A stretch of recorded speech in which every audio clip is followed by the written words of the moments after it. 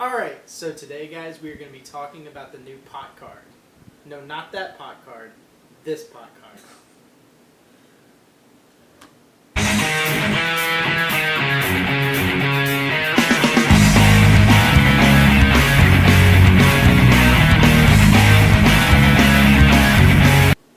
What's up everybody in YuGiOh YouTube land? This is JesseBurn representing Team FTK, and today I'm joined by DestinyBurn with Team FTK. And today we're going to be talking about the new pot card that just came out. It's called Pot of Indulgence. It's really, really busted. It's just a normal spell card in the pot family. Yeah, and we're going to go ahead and read off the effect and talk about the card and maybe some decks you guys would like to play it in. And let's get into it.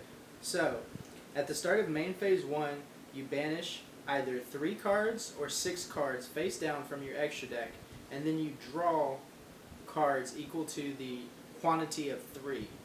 So basically if you banish 6 you get to draw 2 cards, if you banish 3 you get to draw 1, and they have to be face down randomly, and then for the rest of the turn you can't activate cards that draw.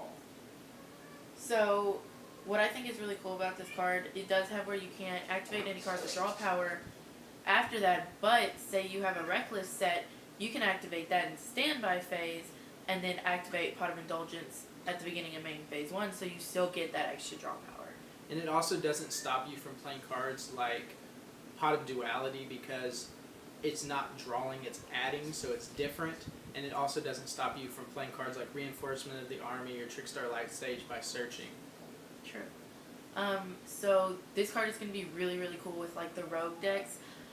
It'll be cool if you want to take a gamble with the meta decks, but really I feel like this card was basically made for anti-meta rogue decks. Yeah, because it's a little too like risky to just like banish your good link monsters that you want to go into, because you would find yourself like being like, oh okay, I randomly banish 6 of my extra deck monsters, I get to draw 2 cards, that's really good advantage, but then you get into a situation where you might need your Firewall Dragon or your Borreload Dragon or anything like that, and then you're just kind of like screwed. You don't know what to go into, and you might have to just like give up the game because you banished the wrong resources.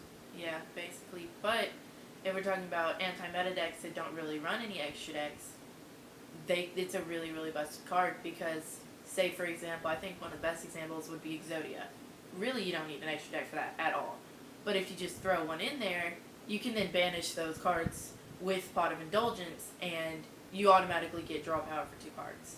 Yeah, and it gives you a lot of draw power, and it basically makes it where you can just say, I don't need to play an extra deck anyway, so if you're playing a deck like Exodia, or if you're playing a deck like Chainburn, is really good. Yeah.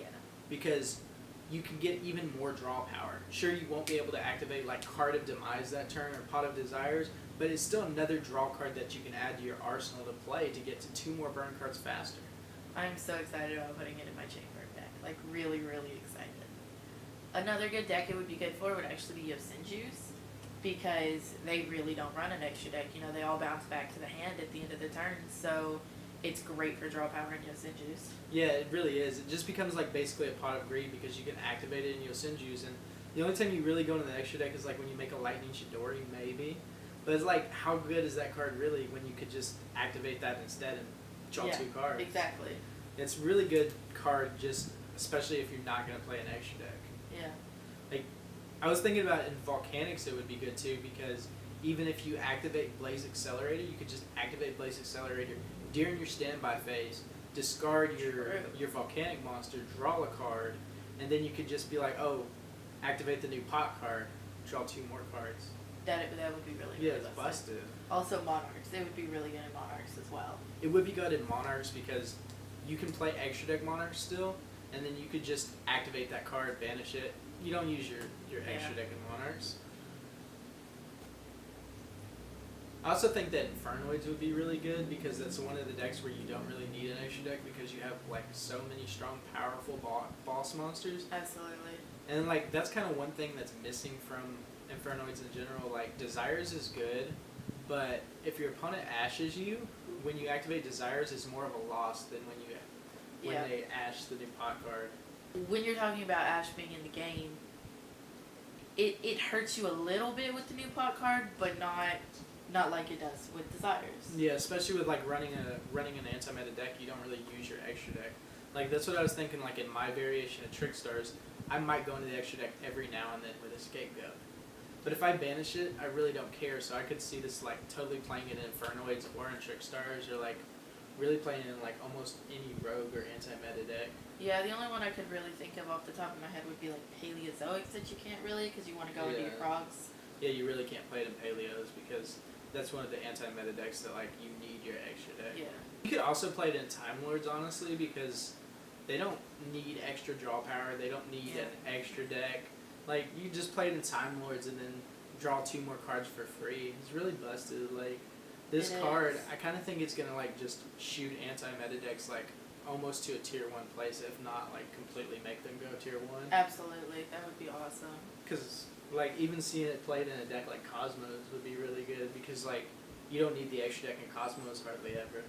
See, I'm going back and forth on whether I would play it in Dinosaurs just because you don't want to end up banishing like the new Link Dinosaur or your Dolka and Logia, but other than those 3 cards, you really don't go into the extra deck that much. Yeah, you really don't, and then like you could get to Conductor like a lot faster. Absolutely. It wouldn't be bad in Dinosaurs. I think that I would consider playing it. Yeah, I'm definitely going to test it out. So now basically I wanted to tell you guys how I feel about the card. And basically, I think it's a really good card and that it's going to be really useful for a lot of anti-meta and rogue strategies. But I also think there's a downside to it, is that it's probably going to be very expensive, and it's probably not going to be used as much as it should be used. It's probably going to be in the background.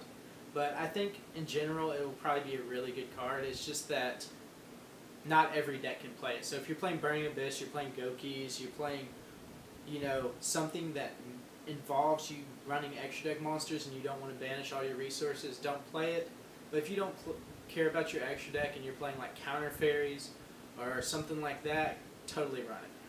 Yeah, I completely agree with what you're saying. I think it's going to be really, really great for the rogue players, for the anti-meta players. Meta players, because they're so combo based and a lot of what's in the meta right now is a lot of link spamming. I really don't see it making it to being a meta card, but I think for people like us who do a lot of rogue decks and stuff like that, it's going to be a really, really good resource. But like you said, I do think it's going to be expensive. It's probably going to be like a $60 to $80 card. Yeah, for real. Konami, quit fucking us over and giving us like these $80 cards. For real though.